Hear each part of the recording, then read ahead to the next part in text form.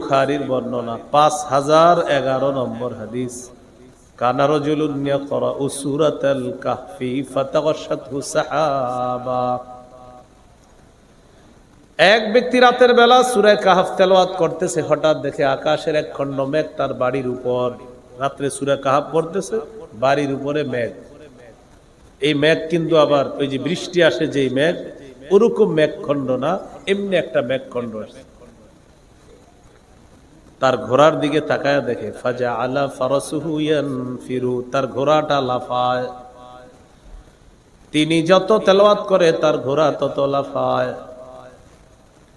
কোরআন তেলাওয়াত বন্ধ করে দেয়, ঘোড়ার লাফানো বন্ধ হয়ে যায়। পরের দিন আল্লাহ নবীর কাছে গেলেন, যাওয়ার পর বললেন, ইয়া রাসূলুল্লাহ, রাতের বেলা আমি কোরআন তেলাওয়াত করতেছিলাম, হঠাৎ দেখি এক খণ্ড মেঘ আমার বাড়ির উপরে আসছে।